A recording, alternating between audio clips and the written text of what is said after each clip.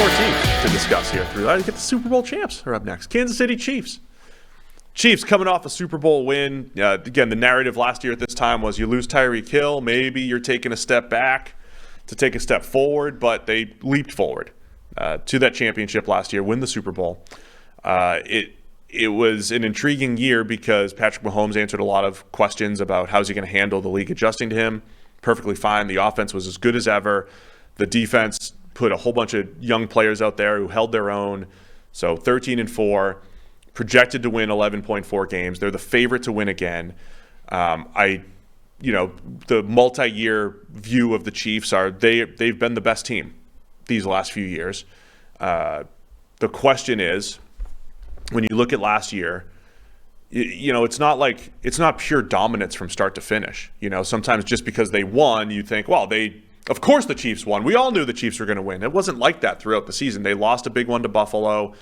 They were a couple. They won. The game-winning plays were penalties by the Bengals to put them into field goal range. Penalty against the Eagles in the Super Bowl. It's a fine line between us saying, well, the Chiefs disappointed again. They didn't win a Super Bowl. And, of course, they won. They're the favorite. But all that said, they're the favorite. The receiving core looks like, on paper, if Patrick Mahomes and Andy Reid weren't there, you're not saying, hey, this is one of the best receiving cores in the NFL. But when you look at those skill sets and the different route runners and yak ability, and you put them into this offense, it's an intriguing group of receivers. Mahomes continues to get better and adjust back to the league and everything. So, yeah, that's why the Chiefs are the favorites again. Yeah.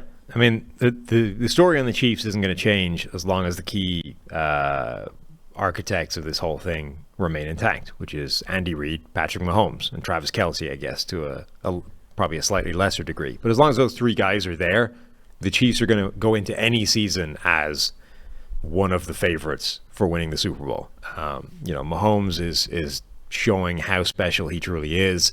He had a kind of legacy enhancing, burnishing performance in the playoffs last season with that ankle injury, which while injured, was bad. I mean, that would have kept most quarterbacks out of the game. And he went out there and didn't just play on the injury. Guys would have done that. There were players out there that would gut it out, who go out there, would play on the injury, and would look like crap, And it's like, it's probably still the best they can do, so why not? You got to let him try and give it a go. Mahomes played well without being able to move around. Like, he literally didn't look like a bad quarterback. It looked good whilst basically not being able to move. You look at that quarterback documentary, and one of the first things that's happening is Andy Reid sitting there next to him on the sideline, running through the playbook going, can you do that? And he's like, yep. Could you do this? Like, he's trying to figure out what's on the table. Like, how much of the offense have I got to throw out because you can't move? And Mahomes was basically saying, keep going. It's all good. I'll figure it out. And he did. So, he is genuinely insane. And we're in this world now where you're getting backlash right now. The longer we go, now everybody's sick of people praising Mahomes, so we've got to fight back against it, like the Brady stuff, right? We've had too many years of praising Brady, so now it's time to say Brady sucks. We've had too many years now of people saying Mahomes is insane, everything he does is crazy. So now you got to fight back. Everything, why are you constantly riding Mahomes? Why can't you just let it go? Like, well, because of things like that, right? That's one of the most insane runs in NFL history, and he just did it. So it's important to point out how crazy he is. But he's there. Reid's still there. Travis Kelce is still there. Therefore, the Chiefs are great. And, that group of playmakers that I talked about, they bring in Marquez Valdes-Scantling, use him as a deep threat. He's good as a deep threat. Sky Moore, Kadarius Toney, Rashee Rice, Richie James. It's almost like whoever you choose there is probably going to, whoever you want to put in the slot to run those routes is probably going to get open and have a productive year. And so, I feel good about the offense. Think they're going to be fine. There's turnover at tackle. Donovan Smith comes in from the Bucs, and Jawan Taylor, big money free agent to take over at right tackle. Jawan Taylor's been a better pass blocker than run blocker. The intriguing thing there is, I think, because the Chiefs spread to run and everything, that it'll mitigate some of the run blocking problems that Jawan Taylor has had. Donovan Smith had a bit of a down year last year, but played through injury.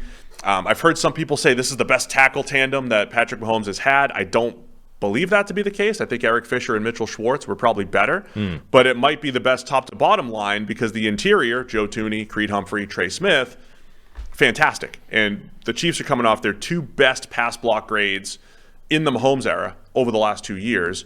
And so that's been a factor as well. When you mentioned his injury last year, the O-line, it was like they stepped up and they said, we're not going to forget pressure. We're not going to let anybody close to Mahomes. They locked it down against the Jags and, against the Bengals. They were incredible up front. And I think the tackles will be good enough. So again, I think the offense will be excellent once again. Big, crazy prediction for me. Isaiah Pacheco running hard, and they're tough to defend because of all the different playmakers and Mahomes running the show. Yeah, and we don't know exactly what that wide receiver group is going to look like, but it almost doesn't matter. Like, we've seen what happens now when they move away from Tyreek Hill and they do it more by committee. And, it looks like Sky Moore is going to step in to be that Juju Smith-Schuster type of receiver this year. They seem to have confidence in him. And then behind him, you've got the sort of unknowns of, Rashee Rice, the rookie, Justin Ross, this incredibly talented but injury-cursed receiver in college who's been making noise every preseason. But the primary axis is Mahomes to Kelsey, and then the rest is just taking advantage of that.